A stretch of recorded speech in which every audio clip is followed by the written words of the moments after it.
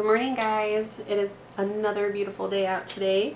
I was just outside collecting some of the harvest in, which included tomatoes, cucumbers, as well as some strawberries. I've had a big rush of strawberries this last week or two, so I have been having to go out there every other night again and collect them in, especially since we've had a lot of rain recently, which has been really nice, but it tends to make my strawberries moldy fairly quickly. So I try and get out there fairly often to get to them, especially when they're coming in so quickly as they are right now.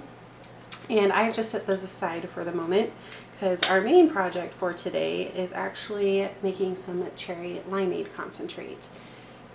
This recipe follows the same guidelines that can be found in the complete guide for home preserving book for the strawberry lemonade concentrate. We're simply swapping out the cherries for the strawberries and the lemon juice for the lime juice. So it is 6 cups of strawberry, or 6 cups of cherries to 4 cups of lime juice to 6 cups of sugar. And that will make our mixture. I like to go ahead and can them up in the quart-size jars. So I usually double the recipe because according to the book, this recipe, the 6 cups fruit, 4 cups of juice, and 6 cups of sugar would give you 7 pints. So doubling it would equal 7 quarts, which is what my canner can hold. I 100% recommend getting a cherry pitter. I did not have one last year, and this whole process took a lot longer. Totally doable, but it's just way more tedious. This is much quicker. Spend the 20 to 15 bucks to get yourself a basic cherry pitter, and your life will be so much easier.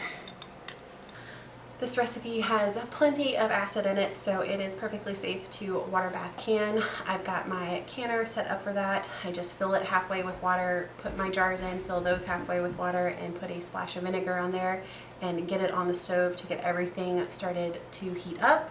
And then as far as the rest of it goes, we are just going to get these cherries blitzed up, get them in a pan with the sugar and lime juice, and bring the whole thing to temperature.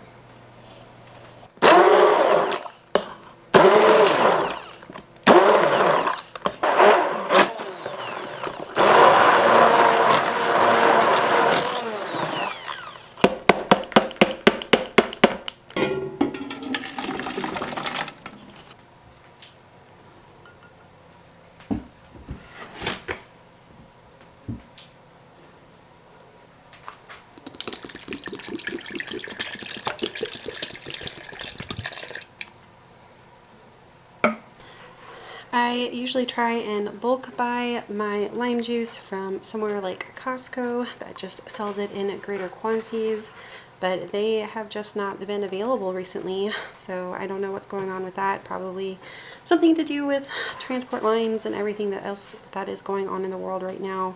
So I just have made do with buying from the local grocery store these smaller volumes and just using those.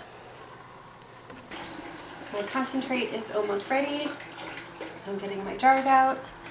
And as far as varieties of cherries go, I don't know if there's a specific variety that does better than others for this or anything like that. I've just used whatever was on sale. So last year I think I had more of a blush variety. These were Rainiers this year. Whatever you want to use, I think is just fine. Obviously, if it's a really tart cherry, you might need to add more sugar to it to adjust it for your palate. I mean, I do that anyway. If my cherries are really sweet, I'll add a little bit less sugar just to make it a little more tart because I do like that tart taste.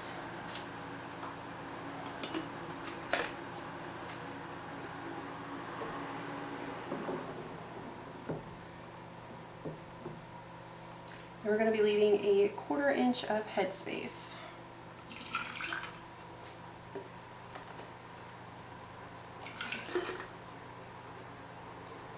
And I think this is the most beautiful color, especially when you use those dark red cherries. Last year I left my cherries a little more chunky, and that worked fine as well. If you like to kind of have more of a, if you like, I guess, orange juice pulp, this would be the equivalent if you left your cherries chunkier.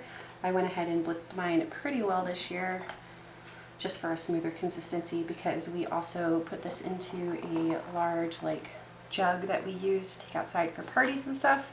So those larger chunks do get caught in that. So I just decided to do it a little bit smoother this year.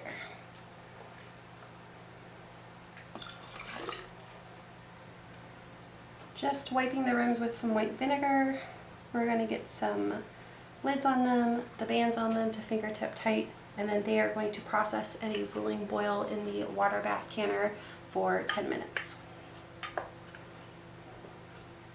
Moving on to the stuff I got from the garden this morning. I am just going to take these strawberries and get the tops off of them and put them in a freezer bag into the freezer. I am trying to collect enough to do a batch of jam, so start with those.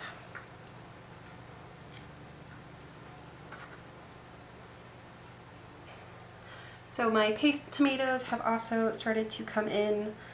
Again, I don't have enough to really do one big batch all at the same time, so I end up saving them in the freezer until I have enough all together. And for them, I just take out the cores and cube them basically into chunks, throw them into a freezer bag, and save them that way.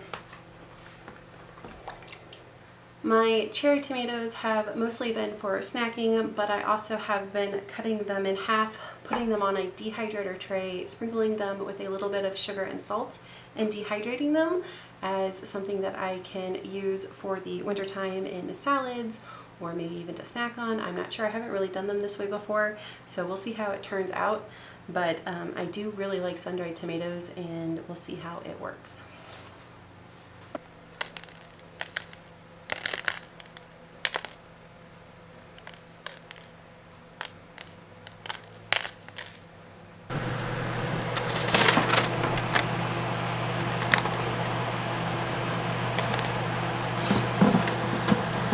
So our concentrate just finished up here. It's 10 minutes. We'll get it over here on the sideboard to start pulling off. And then I'm going to start working on some pickles.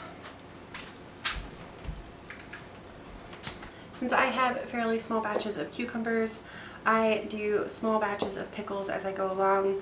I make a full batch of the brine and then save whatever I don't use and reuse it for the next batch until I run out. Right now I have a butter pickle brine, so I'm just going to go ahead and get this into the pan, get this heated up. I'm actually reusing this jar today to use for some pickle spears.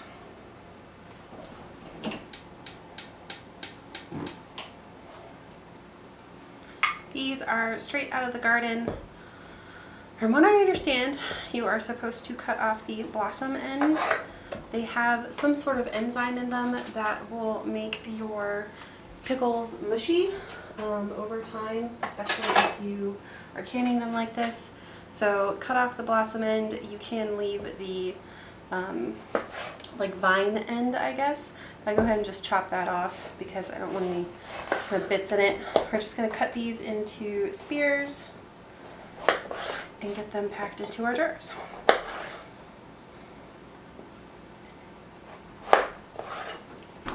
I am adding a 1/4 teaspoon of pickle crisp before I add my brine.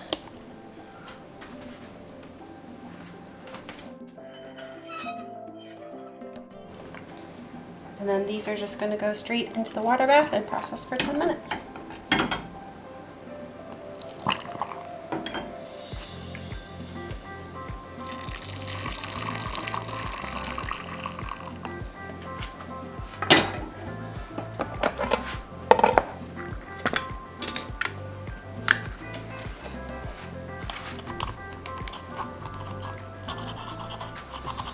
So our pickles are in our water bath here, and I had a little bit of extra cucumber left.